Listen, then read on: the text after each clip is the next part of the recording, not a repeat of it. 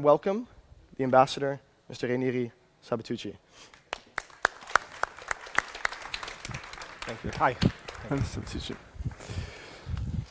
Welcome, Mr. Sabatucci.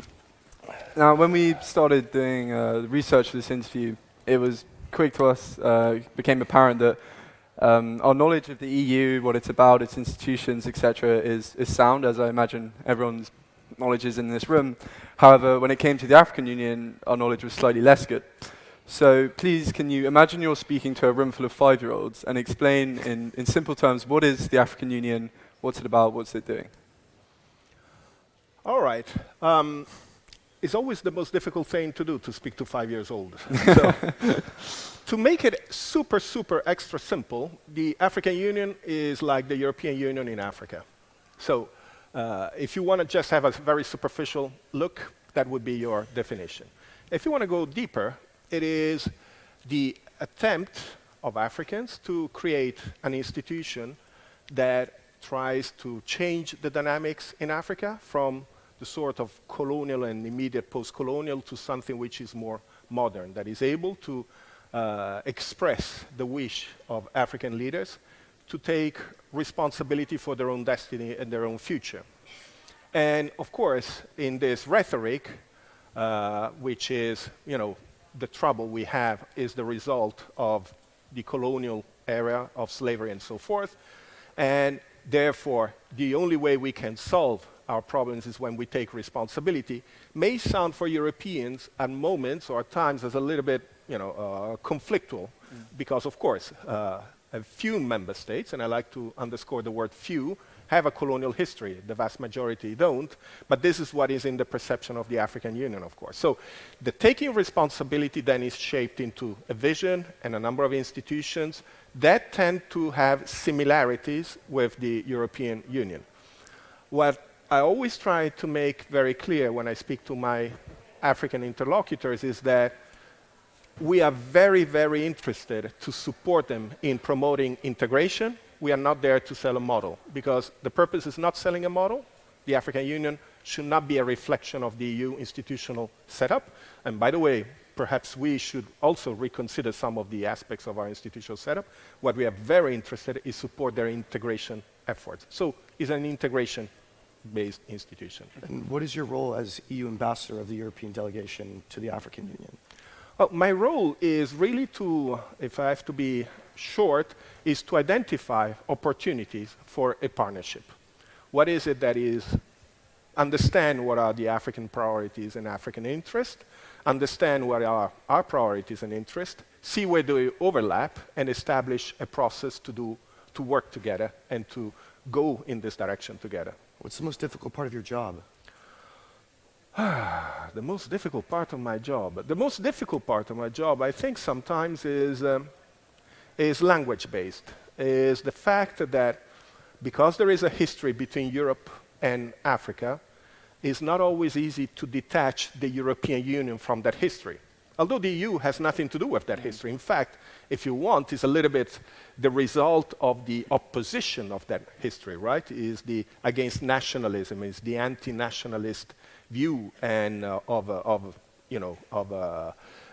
promoting your interest.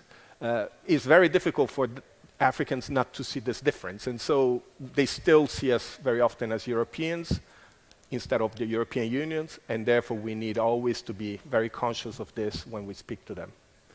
So you have delegations and ambassadors to individual African nations. Correct. But you also have you as the ambassador of the European delegation to the African Union as a whole.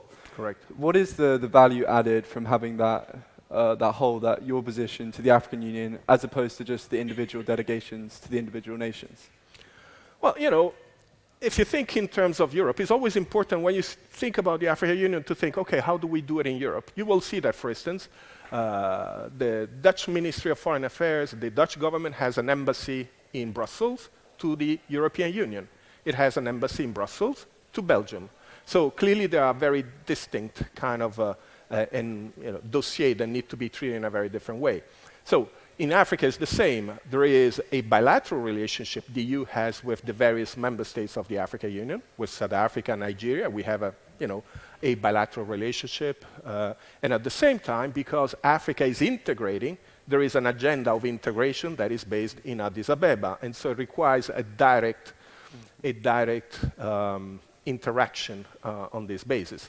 And then the challenge is that, of course, is then to link, to make sure that there is a consistency between what you discuss in Addis Ababa and what is discussed in the different countries, and that is always very challenging. Sometimes it's the same with us, that the conversation, very well, what is discussed in Brussels is not necessarily what is discussed in the various member states.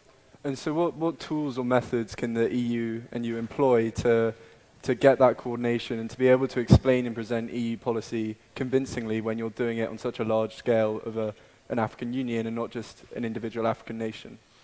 Well, of course, the first step is understanding their agenda. And what is interesting about the African Union is that it's an integration process that has originating in the opposite way we did. I mean, the common ground is the same. We wanted to create a basis where we could find, it was a political process even in Europe. The integration process is a political process. We tried to do it at the very beginning. It lasted a couple of weeks, and then it sank. And so they looked at the functional approach, and that is how we got the single market, the euro and so forth. But the idea was always to have a cooperation at the political level, a very dense and intense.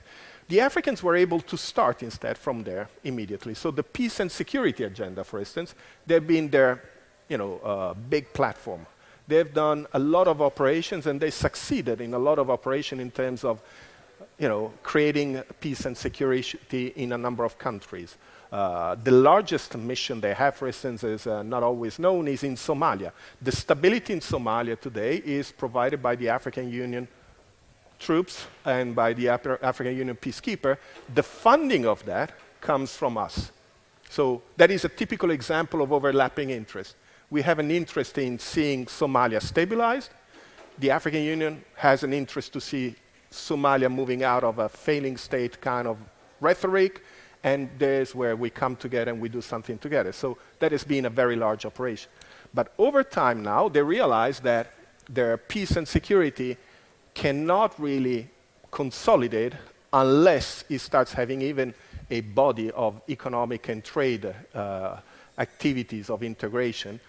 And we instead did the other way around. We started from the functional, and we are now moving more into the defense political side. And so at this point in time, because they are now integrating on the market side, they are creating a common market, is the time we start really overlapping in terms of agendas. And that is the very interesting part. We want to talk more in depth about this funding that you just mentioned. Last year, the EU announced that it'd be increasing its funding to Africa around 40 billion euros. And this is more in a shorter time period than we've had in the past. This is supposedly to encourage more private investment and intensify trade relationships. But what about now is the reason that the EU has decided to deepen its economic and trade relationships with the African Union? Well, from the institutional point of view, what happened is that there is, I think the political discussion has been very much influenced by migration, right? And migration is seen very much as an issue that relates us to Africa.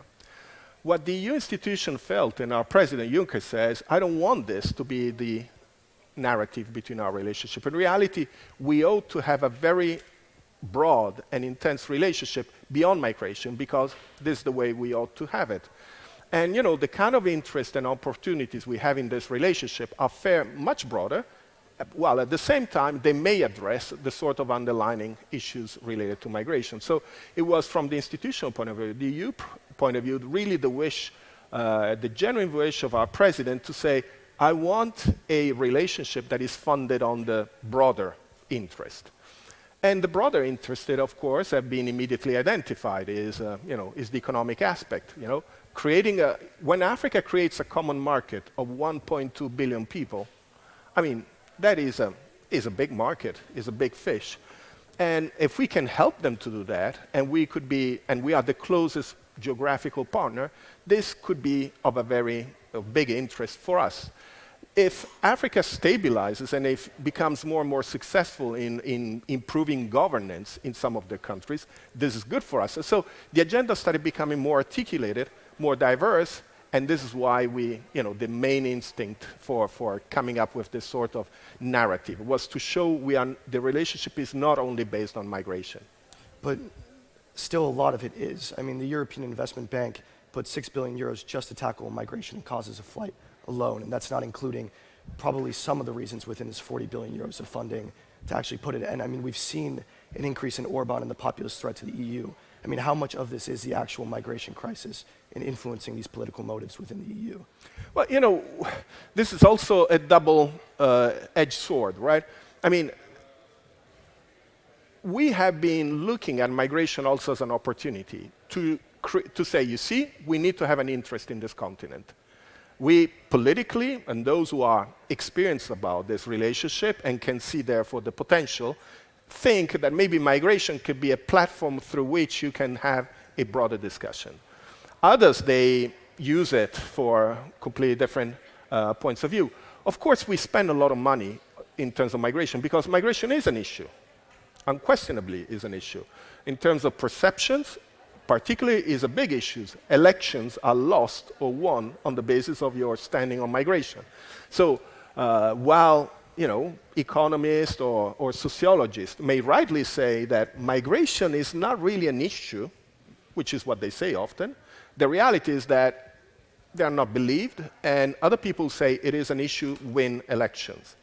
So it is an issue, and therefore we act on migration. The point we're trying to do is to say, we are not going to stop migration. We don't believe that you can stop or you should stop migration. What we are saying is that what we need to do is to go towards a direction of managing that migration. First of all, you need it. Secondly, is you will not be able to do it, and you are not being, you're not being very trustworthy if you go around and say you promised this. And at the same time, we can do a lot about migration. And so we try to look at the different aspects of migration. What is the situation in the countries of origin? What is the situation in the passage, in the movement of the migrants? What are the kind of illicit traffics? So we go to the narrow aspect of migration, the more security.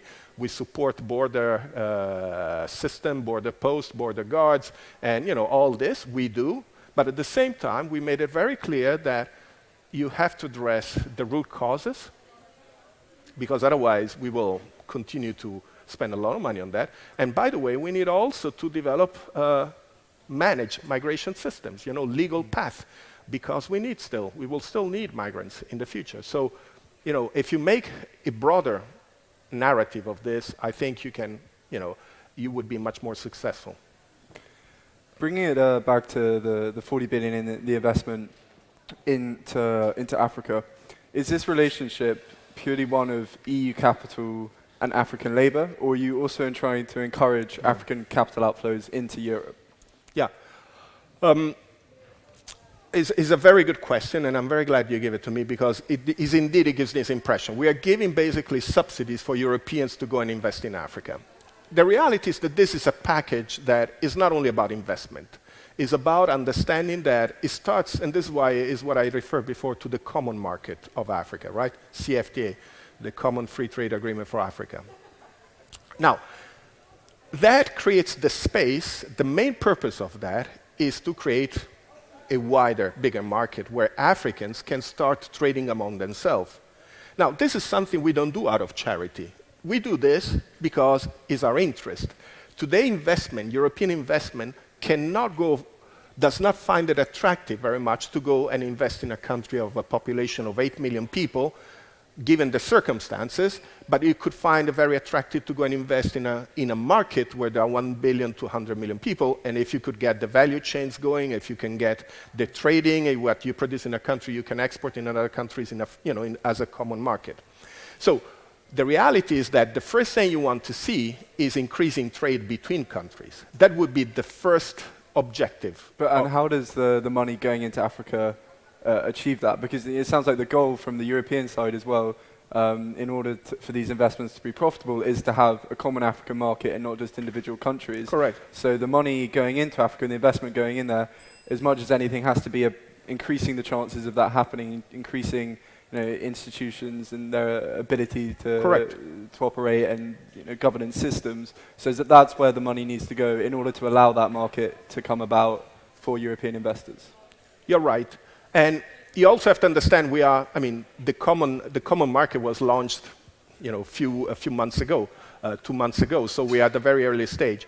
What I'm saying is that, for instance, every study that was undertaken by the African Union Commission to look at the advantages, disadvantages, or sort of policy studies were funded by us, every single study. Nobody knows it. We don't want people to know it because it tends to undermine the African legitimacy towards their own constituency, but the reality is that we provided all the money for that.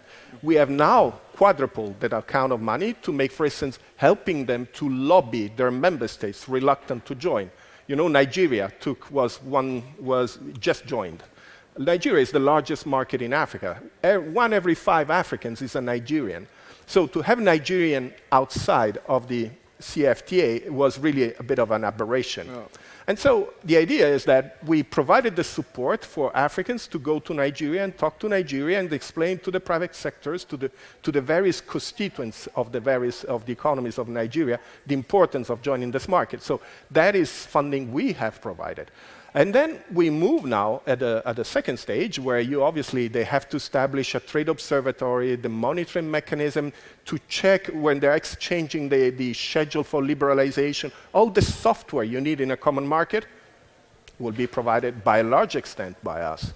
But one of the things that people don't understand or struggle to understand is not only about money. In reality, a lot of people support the CFTA. Also, the Americans are interested in the CFTA. Also, the Chinese are interested in the CFTA. A big market interests everybody. But the reality is that the only one who have a software, who tested software about an integration of a market in the world, if there were the Olympic Games about economic integration, the EU would be the gold medalist on this, in other words. So we provide our experience in there. So is the funding, by and large, for them to achieve whatever they want to do or study whatever they want to do or prepare the policies, but it's also the exchange that we do on a regular basis, exchange not only what works, but also what didn't work, especially what didn't work or the kind of challenges we have. And that is something that they can only do with us. Mm-hmm. So I think we have done and we will do much, much more from this point of view. Actually, earlier you said that very directly, which I actually enjoy as an EU ambassador, saying that Europe is directly interested in the benefits that they can receive from Africa. And there's something we want to talk about specifically in the future economic state that Africa will be in. Right now, in 2017, 70% of EU exports to Africa were manufactured goods. And there's a lot of people that say it's almost inevitable that Africa will become the next largest manufacturing hub in the world. We weren't prepared for China. There were trade shocks that we experienced. And the concern that we have is that is there a risk that as Africa develops into this major manufacturing economy, that it'll be able to manufacture its own raw materials that was relying on exporting and then be able to cut off stream of EU exports? Not only we are not afraid, this is what we support. We welcome that. The idea that Europe manufactures a lot of products, but you would understand, first of all, they tend to be more and more high-end products, and secondly, there is a lot of investment, of European investment in manufacturing abroad. And this is what you are going to do, is to create a condition for that investment of manufacturing that may not be suitable for Europe to be happening somewhere else, where in the global scale of the economic comparative advantages, perhaps Africa is becoming the new China from this perspective. But this is not only us doing it. China is is going to shade off about 90 million jobs in the next 2-3 years. China itself doesn't want to remain in the manufacturing, stuck in the manufacturing layer of the economic development. So the challenge here is that where are these 90 million jobs going? I think we should our policy is to move some of these jobs to make sure that they end up in Africa, because there is competition for jobs in the world globally. I'm sure that if nothing is done, most of these jobs would go to Vietnam, Laos, Myanmar, Cambodia, would go in the countries surrounding China. And what the challenge is to make sure that a portion of them go to Africa. And Africa needs to create 12 million jobs every year. They create only 3, and it needs to do 12. So we started with migration, and that is where you want to go. we need to create 12 million. So you see, the global, understanding the sort of global equation about this is fundamental in order to direct policies for mutual interest. So Africa wants to do this, and rightly so. They want to move out the value chain from commodities, and they rightly so want to move in as far as possible in the manufacturing. Having a common market is a prerequisite, otherwise forget it. And we are providing support, policy-wise and financial, for them to do exactly that, because it is our interest. I mean, that's a number of interests with the economics part of the aspects, but I still don't understand how we shouldn't be concerned about potential political leverage that they receive, because we can agree the benefits of free trade are a lot. I mean, consumer prices go lower for the consumer. I mean, you could say it's collectively better in the job demand, but China has received a tremendous amount of political leverage because of the major manufacturing hub that it once was. And we did suffer because of a trade shock. I still don't understand why that isn't a notable concern to have, specifically the political leverage. Your question is, because it was not entirely clear, why is in China happen, the manufacturing, it transformed this into political leverage, and why should we not worry that Africa has that? Well, I think it's because, first of all, we are not in a competition, or bipolar competition. We are not aspiring to be the only power in the world. In fact, I think if you are the EU, DNA is understanding that you're not going to go anywhere if you think you're going to be able to leverage political power for your own interests without thinking of the others. We don't say EU first, all right? We say EU together. We understand our prosperity is through cooperation, is through, that the optimal level of prosperity is reached through cooperation and not a competition where somebody comes first and somebody comes last. So I think this is part of our DNA. And therefore, of course, we look very carefully at our own interest. As I said, we are looking at opportunity for investors. I mean, let's not forget, the reason why we want to invest in Africa is because Africa has been growing at 4% consistently. Very low basis. So now they have plans to create a common market. Stability is improving in a number of places. Their integration process will improve the governance, just as it did with us. If you know that in Europe we are not going to achieve 4% growth rate, so what you want to do if you want to add your growth, you have to change your locomotive and go to a faster one. Africa is the second fastest growing continent in the world. There is where we want to go if we want to grow. So it's all done with an understanding of our own interest, but is a cooperative form of working with others in order to achieve a common, shared objective about this. And we think in the long term this is more advantageous. And by the way, the Africans believe this. This is why they are doing an African Union. As we come towards the end of this Europe and Africa section, a key part of the EU-Africa economic framework and relationship is the economic partnership agreements. You mentioned Nigeria earlier, and the president of Nigeria has previously refused to sign this agreement, citing that he wants to protect domestic industry. Now, we've seen increasing globalization and free trade produces winners and losers. So how is the EU and the African Union going to mitigate the negative effects of wide-scale trade liberalization, as you hope to do with the common African market and the manufacturing class shifting to Africa in the next 5, 10, 15 years? No, I'm glad you brought in this word, the economic partnership agreement, because it was really a word that created a lot of difficulties in our relationship in some of the member states of the African Union in particular. There was probably, we could have done a better job in communicating as Europeans. We have not been very good. We have not been believed the reasons why we were doing that. But the reality is that we support the CFTA for the same reason we believed in the EPA. It creates markets. It allows you to create a bigger market and to have bigger leverages and bigger attractiveness. So do you think the president of Nigeria was wrong to reject that, or did he have valid concerns? No, I think, you can be worried. I mean, the reality is that you have a unilateral, quota-free, duty-free access to a European market. I come to you and I tell you, we are not going to do this forever. We give you a number of years to basically graduate from this and to have a symmetric relationship. Of course, you think I have everything, I'm going to renounce. So politically, this was exploited. There were some genuine fears, but it was also exploited. Now, the reality is that we didn't do that because we wanted to do it. We did it because it's an obligation under WTO. And the second reality is that a duty-free, quota-free did not help Africa. In fact, it made it even worse probably because they continued to trade with us instead of between themselves. So there was this illusion that continuing in that pattern, philosophical, they would be better off. But in reality, their quota was going down and down and down, and they were not trading among themselves.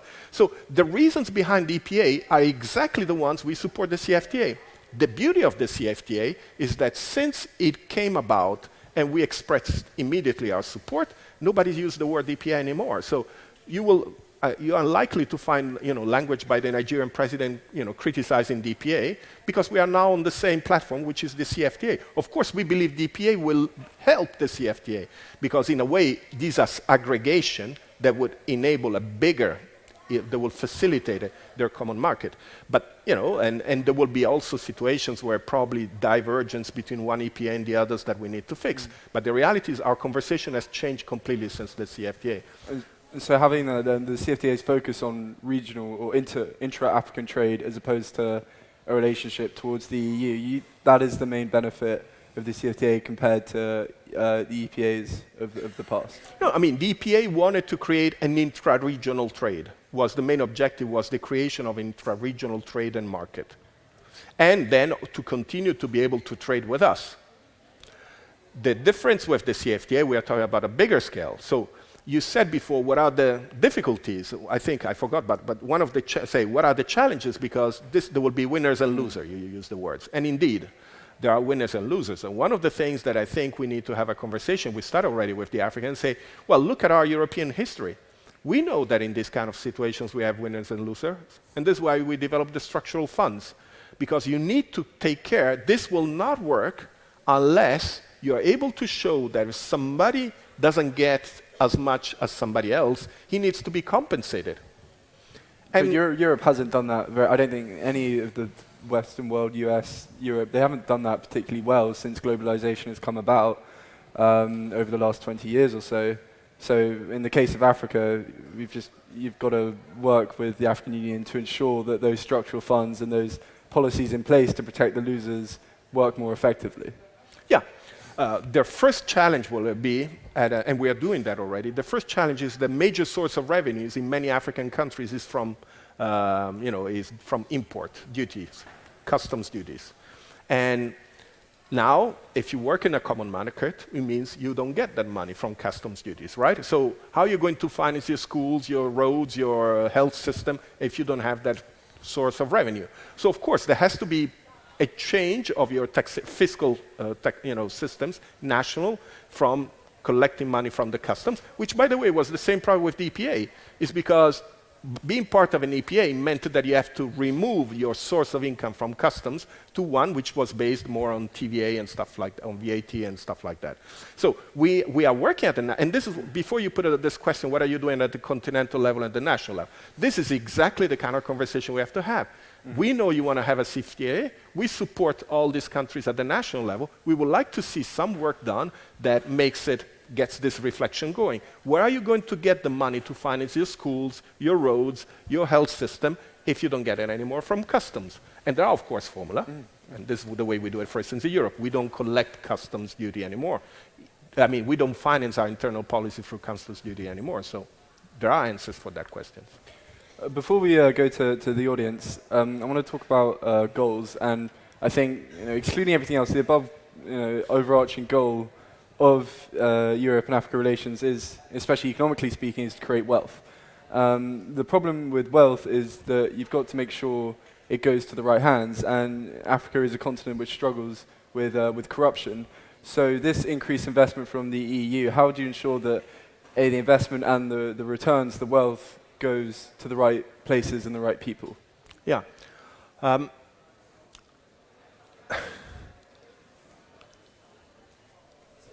Italian, right? I come from a country that doesn't rank very high in terms of some of those indexes you refer to. So what I'm always very conscious, though, as an Italian, is that if it was not for the EU, it would have been much worse. Is the integration process itself that creates the space and the need of having a more mature discussion on governance. What I just said, let's take it from one step back of a previous question. You don't get any more customs duties. You know customs revenue, customs were a perfect place for the corruptions to take place. So if you cannot do it there anymore, you are basically undermining the sort of constituency which has benefited from that system. And I'm telling you, you still need to finance your health system and your roads and your schools, but you cannot do it through customs. You have to do it through a fiscal system. This in itself is a discussion about governance. This itself is what increased the governance level in Europe. It is a fact that the governance level in Europe, in aggregation, they are much higher than they would have been without, if you take the member states of the EU, if there was not the integration process that imposed on us a stronger attention to governance, the rules. This will happen in Africa and will by itself over, we are not talking about tomorrow, of course, or, having a discussion, it will increase the need for a discussion about putting in place the mechanism to improve governance, including corruption. And I think this is the short-term answer. Secondly is that corruption in itself has not stopped investment in some countries. I'm not trying to justify corruption here. I'm just saying that we have to distinguish the moral side of corruption from its economic impact. Okay. And Asia developed under very systems which were marked by very high level of corruptions. Right? So in itself is a problem, but is not a terminal problem for attracting investment into economic growth. I don't think it's sustainable in the long run, definitely. And there is a moment where the demands for governments increase, demands for democracy, freedoms increase, where this will be challenged. But the reality is that in itself is not a complete disaster from that point of view. So I think that the CFTA will provide also the opportunity to address governance issues, and we see this happening already. Okay, so now we have 5 minutes for audience question. Anyone? Right there, in the brown jacket. There's a microphone coming up to you. Oh, yeah. Okay. So I wonder, in your view, what kind of a relationship you think EU would have with China in regarding their engagement in Africa? How do you look at the relationship? Are the partners? Are the competitors? Are the enemies? What's your take? I remember in the last EU-China summit a few months ago, President Juncker said in the press conference and say, China for us is a competitor, and that is not a derogatory or bad word. Is a compliment, he said. This is a compliment. So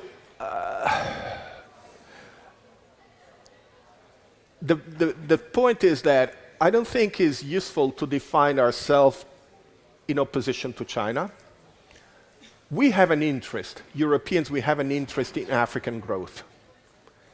We know that Africa needs investment, and we know that more investment, faster growth, and we'll get there where we want to be jointly faster. So investment is welcome by everybody, and every additional euro of investment coming from other parts of the world is super welcome.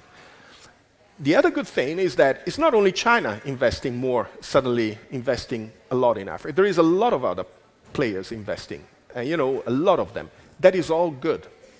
Where it becomes problematic for us Europeans is when it is done without a level playing field. In other words, where circumstances may favor a group of investors against ours. And there, I think that there is a conversation to be held with, not with China or the others, but with the Africans. At the end of the day, they set the rules.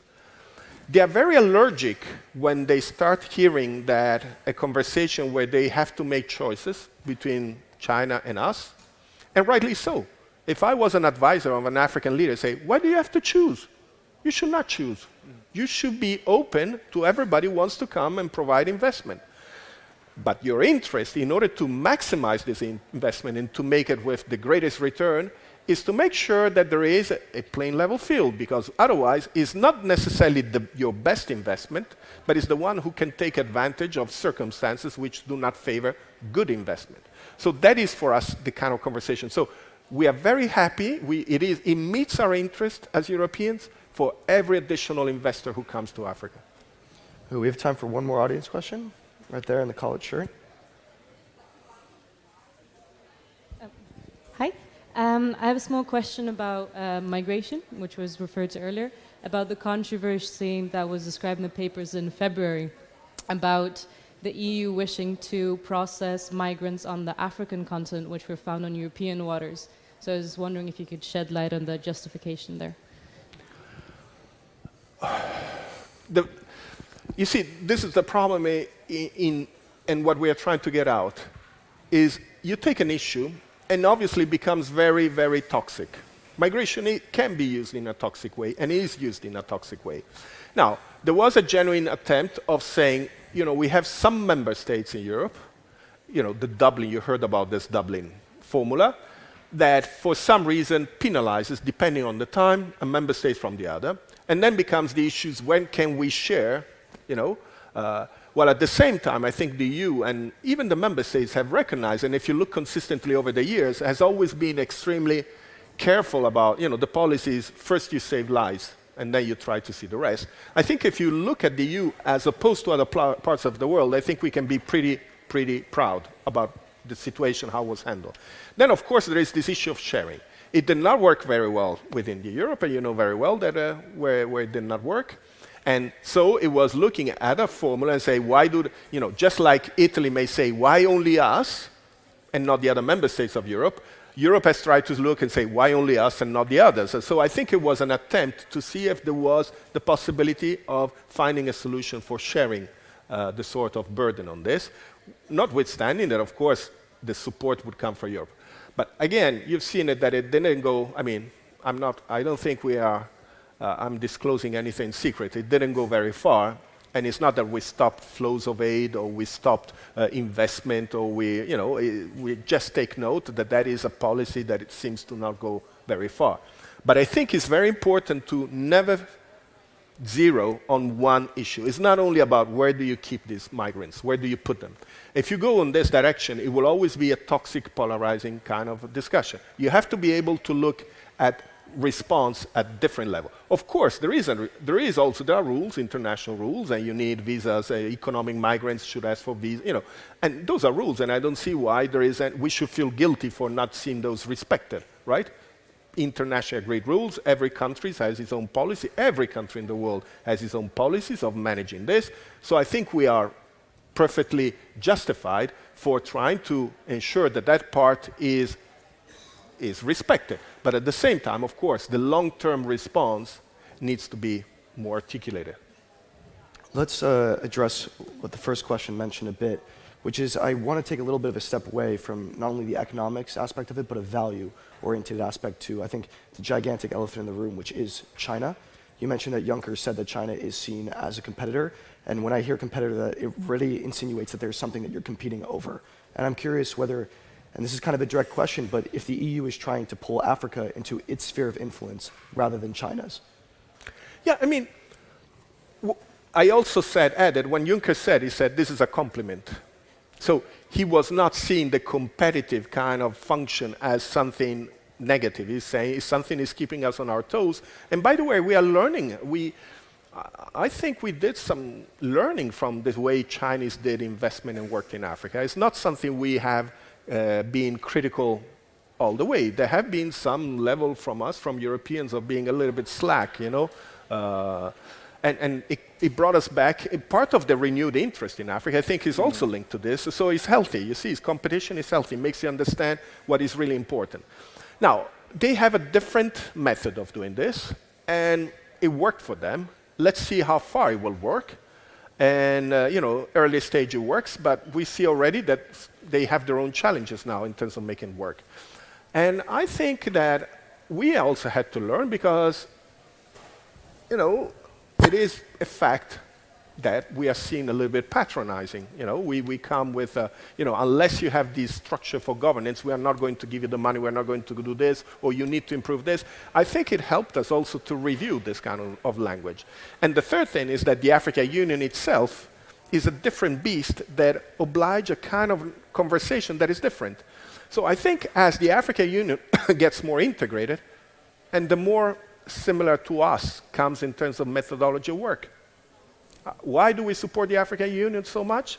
Not only because it's good for Africa, but it's good in creating the sort of common understanding about dealing with world affairs. So China can, or keep, as you said, keep the EU on its toes. And does that mean to say that to no extent is there a worry or a concern within the EU about China's increasing influence in Africa?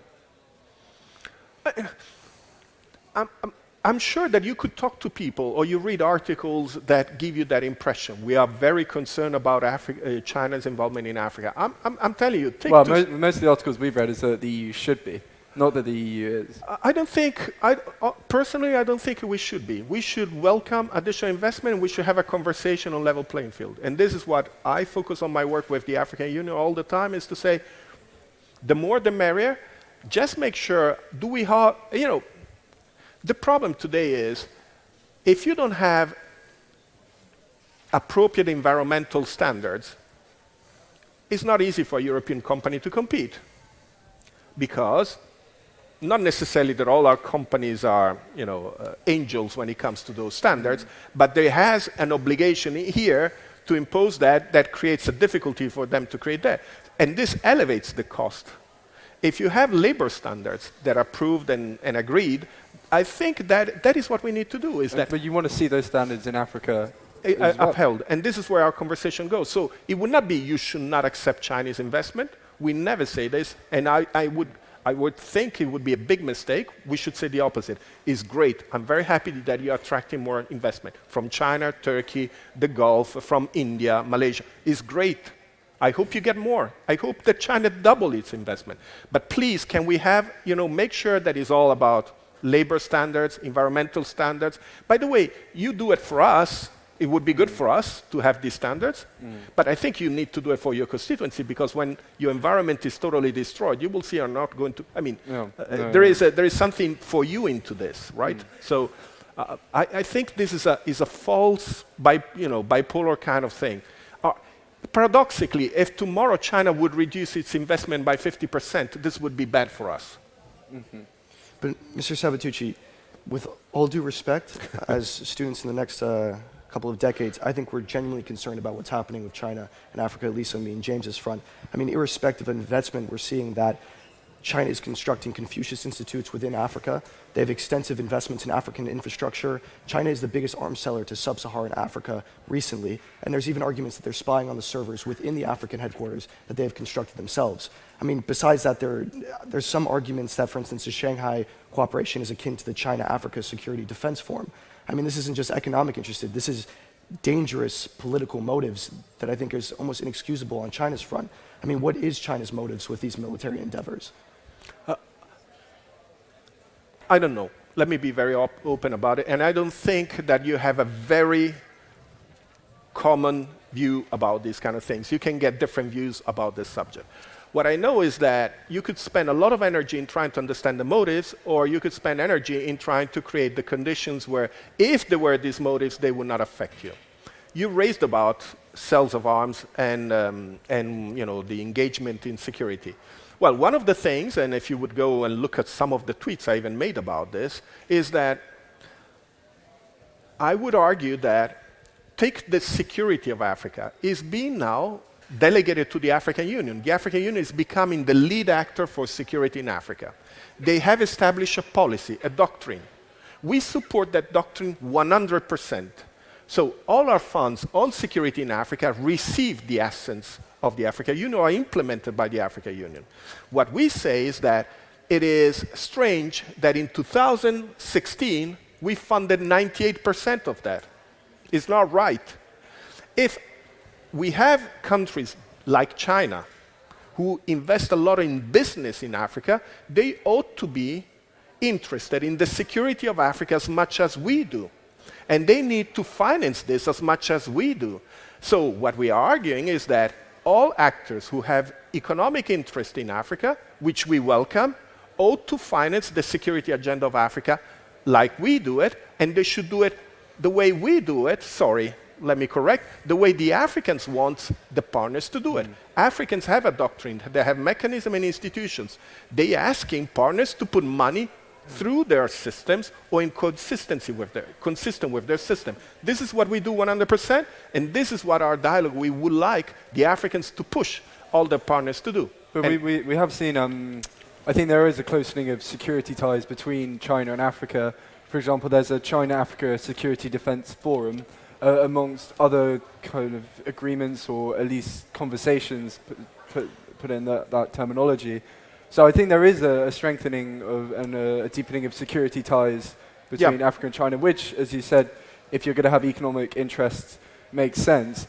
Okay, it sounds like with this topic, what needs to be had is a clear dialogue actually between China and Europe with regards to Africa and regards to what the motivations are.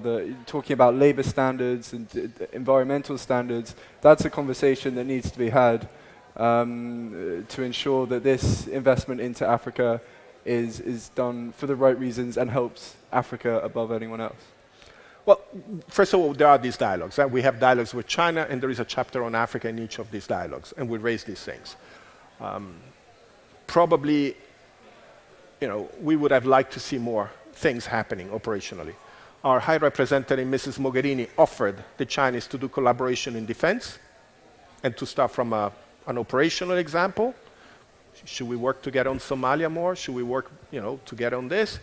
And I'm afraid that we were not convincing enough from that point of view, all right? But the point here is that the Africans themselves, if they are true to their own spirit, and I know that they are from this point of view, I mean, they created the African Union. I started this conversation taking responsibility for their own future. They, in my conversation with them, they want to change this. They say they had enough of this conversation taking place in other places. They want this conversation to take place in Addis. They think they know what they want in terms of security of their continent. And therefore, they want this conversation to take in Addis. And our interest as Europeans is to support that. Because the moment you go outside, you're basically one-on-one. But, even China is the one country that says, we respect what the Africans want. In fact, this was the main narrative to opposition by some of the commentators to say, you see, Europe comes and imposes conditions on us. The Chinese, they don't care about the condition. They just give us investment without looking at the human rights. This was one of the arguments, right? Well, and the reason why the African says is that because we don't argue with what the Africans want, we give. We do like this without telling them how to. Well, now Africa knows what it wants. It has a very clear doctrine and policy. So consistently, I would like you, let's have a conversation. We all support the same policy. So I think this is a conversation that can happen and should happen in Addis Ababa to be effective.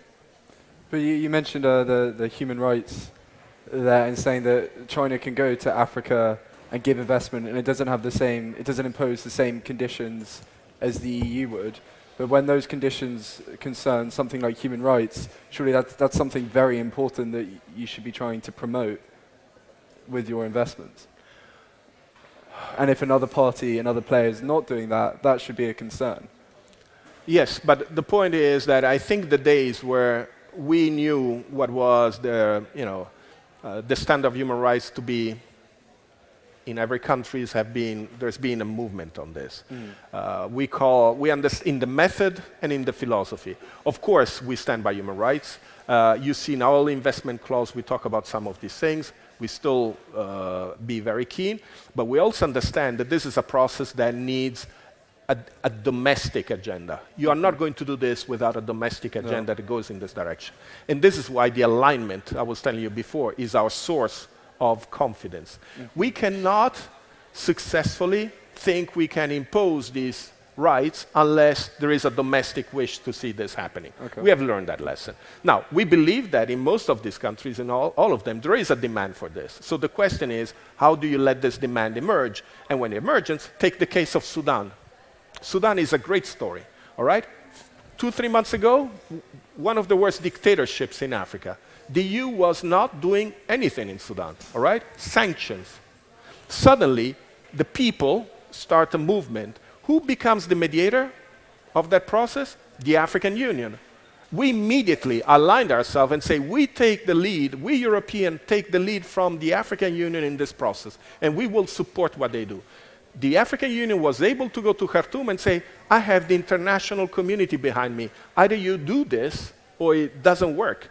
And you see the result in a few weeks. So this is the positive case how to play the card of the human rights and democratization. And how about with Rwanda? Because that's an example of a country that has adopted a style of development which is similar to China's. It's, I mean, I think a phrase I've seen is authoritarian capitalism, and Kagame is adopted that strongman approach and has been successful economically for Rwanda, but there have been potential human rights violations, and it's not all a merry picture there.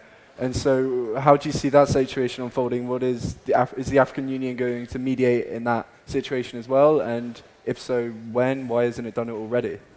But first of all, let's remember what was Rwanda, all right? One of the main reasons why we have the African Union is exactly because of Rwanda. 25 years ago, genocide, 1 million people massacred. So there's where we start, 25 years ago. It had a system that obviously it built on the charisma and the leadership and the authoritative leadership of their leader. It is today one of the fastest, since a number of years, the fastest growing countries is the country that pulled out as many, most people out of poverty, creates opportunity. It is not perfect. We understand that. The point here is that, is this a conversation which is focusing only on that, or should focus on the broader picture? The broader picture is a fantastic experience. Rwanda is also a champion of African integration. So that means that despite the kind of, if some people would argue that the President Kagame is authority, but why would he engage with other leaders and share his sovereignty with other leaders if he was not prepared to share also some of these views?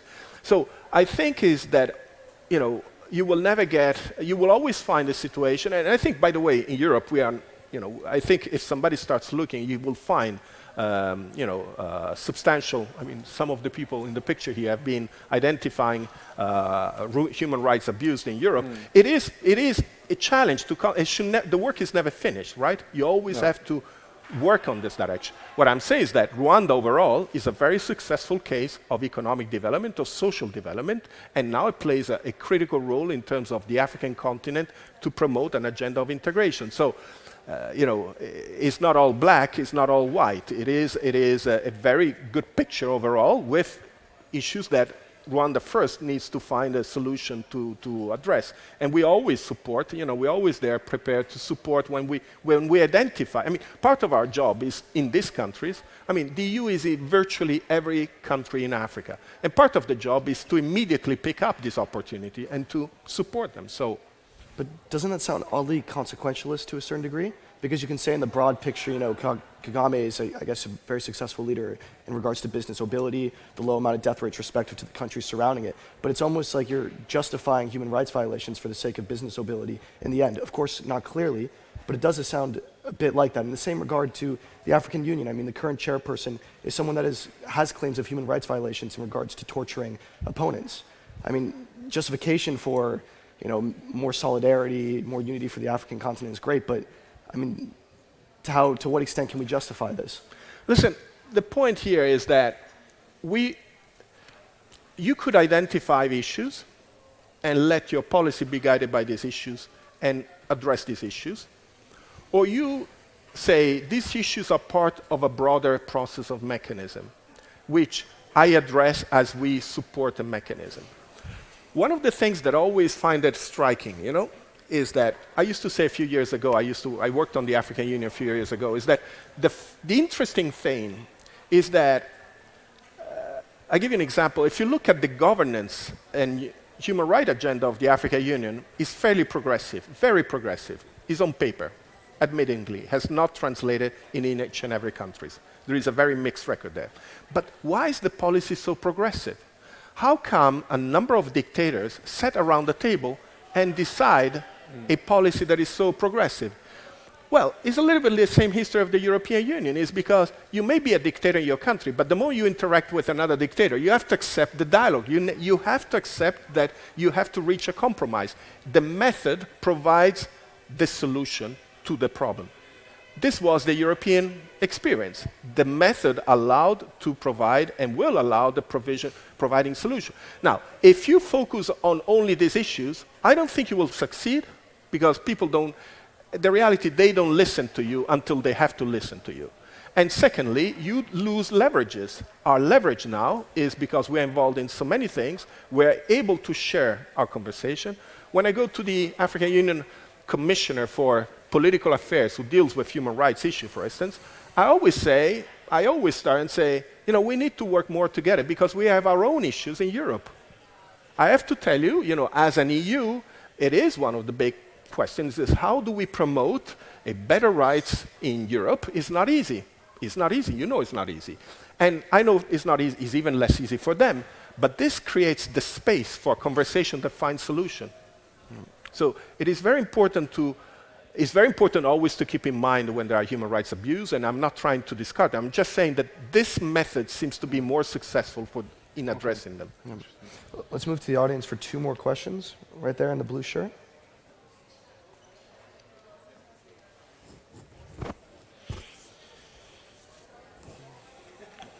Hi, thank you. So you discussed about how European Union is helpful to African Union in many of its, let's say, areas. In your experience, what was the best or excellent thing that you would like to incorporate in European Union and that you learned from African Union?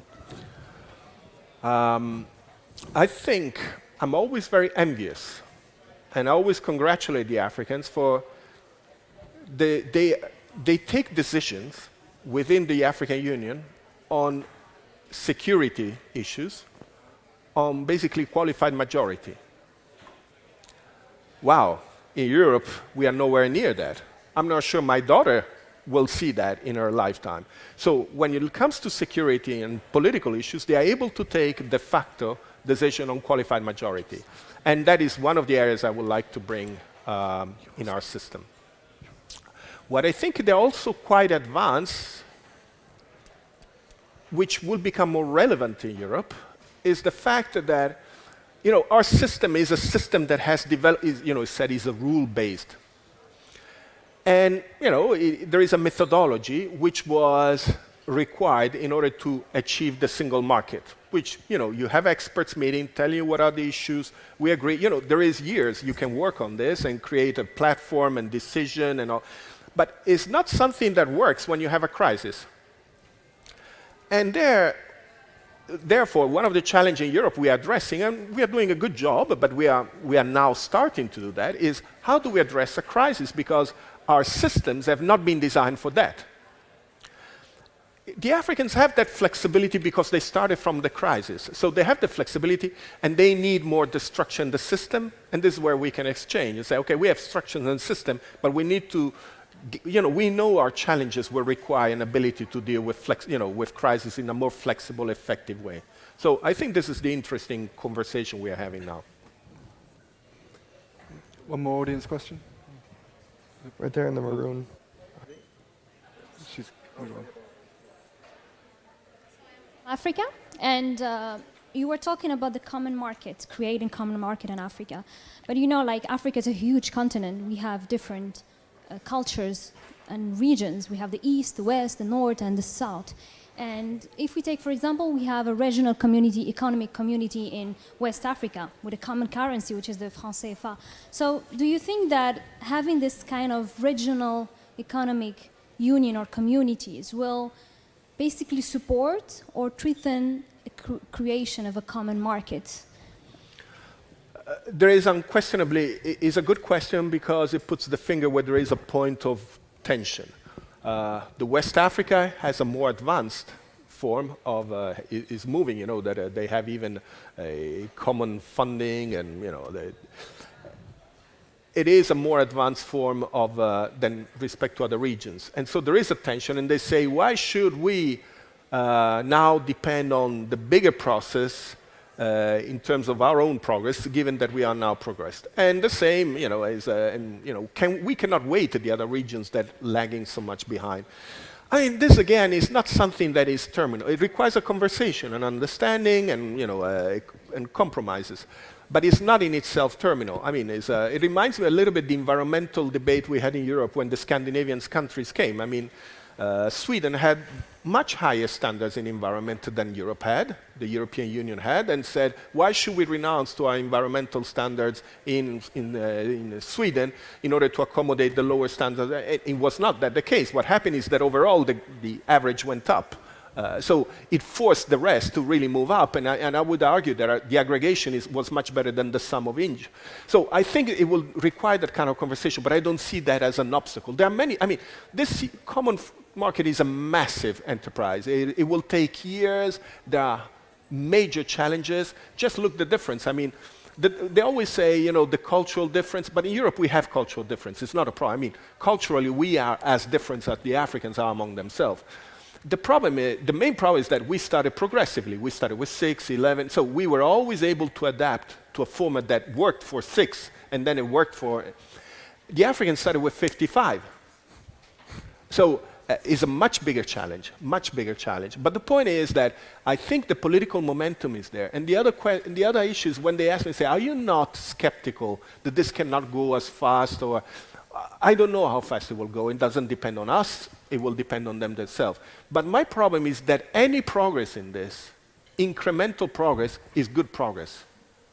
It will be more intra-regional trade, inter-Africa trade, whatever it happens, So you want to support it because, if you like, and this is why there are scenarios. There is a limited scenario, there is an optimal scenario, but even in the limited, the progress is quite remarkable, it's quite substantive. So I think this is why we are fairly optimistic about it.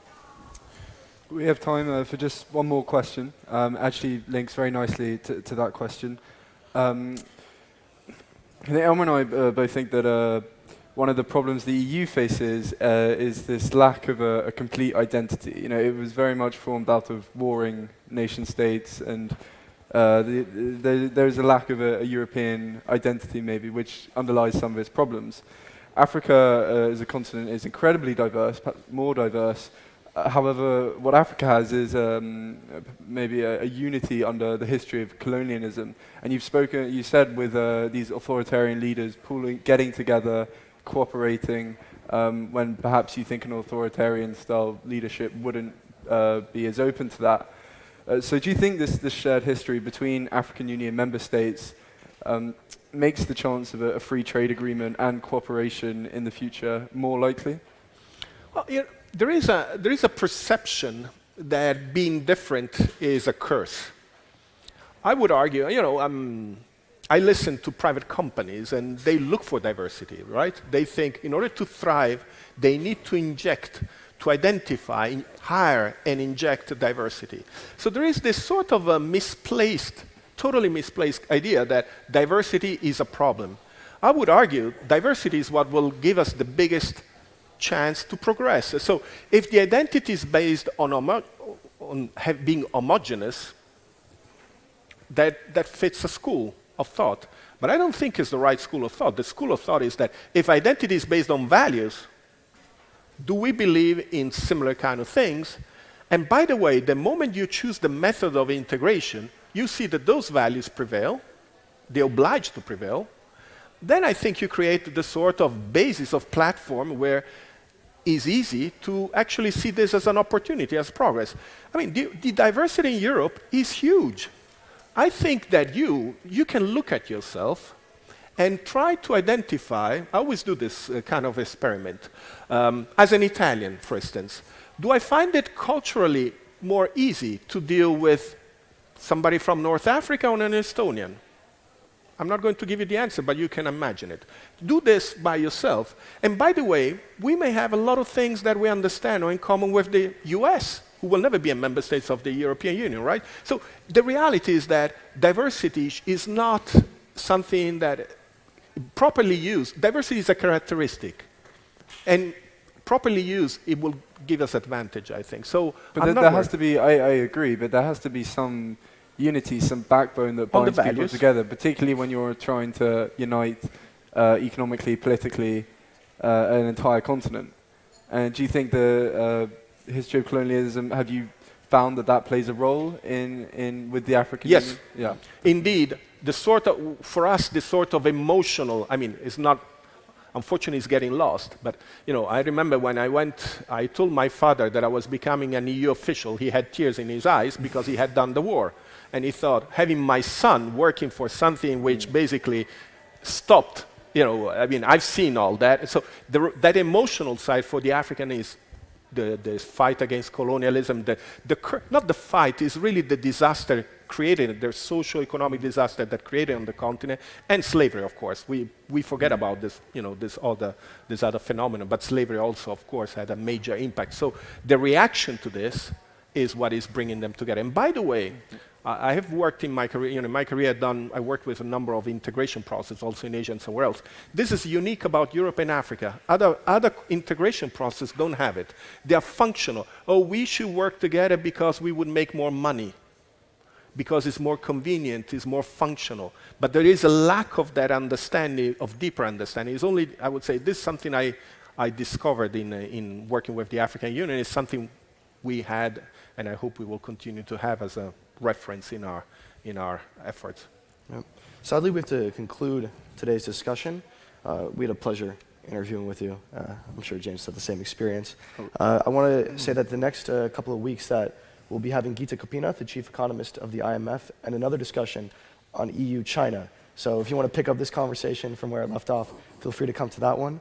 For now, I want to ask for another round of applause for our fantastic guest, Ambassador. Thank you.